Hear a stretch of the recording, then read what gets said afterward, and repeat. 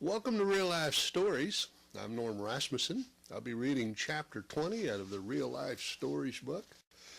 I have 98 powerful testimonies that is included in this delightful book.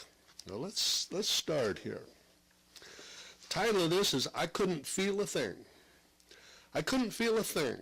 My heart was cold as ice and was in no jeopardy of ever melting.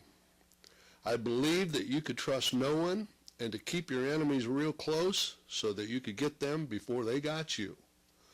Lustful desires and deeds were my specialty. I treated men like I believed they treated women. Use them, abuse them, and lose them. You could have told me that my parents had died and I wouldn't have shed a tear. All of this anger and hate at the tender age of 19, and it consumed my life for 3 years. I woke up one morning from a horrible dream. I was 21 now, and nothing in my life had changed. But this dream was the most horrifying dream I have ever had. It was a dream about me, and I was being chased by what my mind had conjured up as a devil, and when I woke up, it was right before he had grabbed onto the heel of my foot. I'd never been that scared in my life.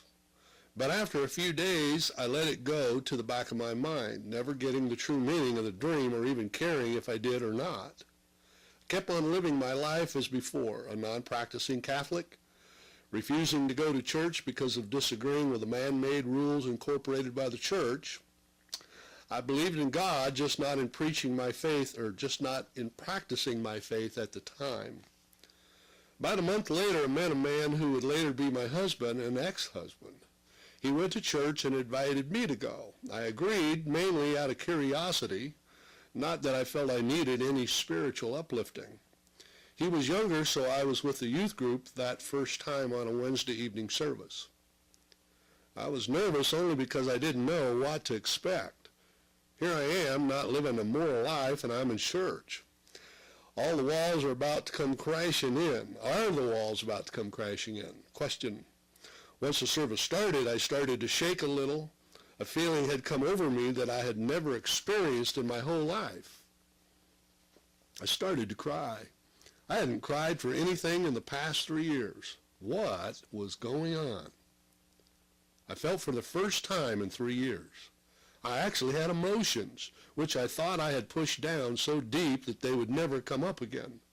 God was calling out to me, and for the first time I was letting him in. I was saved and baptized not long after, and experienced a wonderful year of growing and learning in the Lord. Then I started to backslide.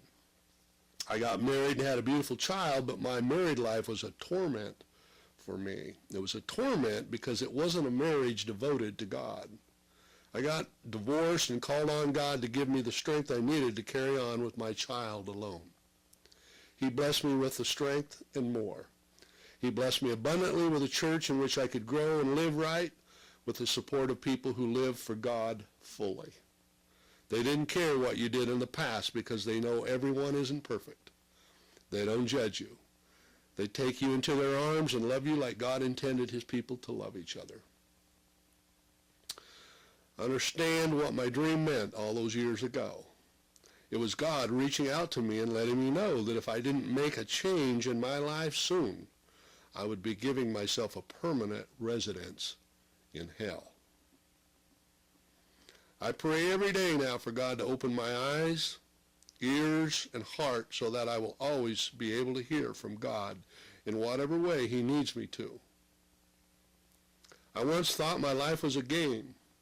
I had to be on top by whatever means possible, not caring who I had to hurt or what I had to do to get there. I had no emotions and had no moral standards, even though I knew what was right and wrong. It didn't matter. I did whatever brought me pleasure. I know now that life was the wrong. I know now that life was the wrong life to lead. And for someone who didn't have emotions, I was leading the saddest life of all. I live my life for God now.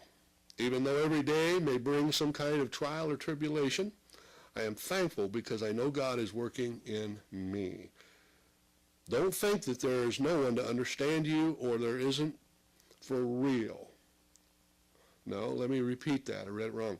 Don't think that there is no one to understand you or this isn't for real. God is for real. And through him, all things are possible. How true. This is written by Michelle.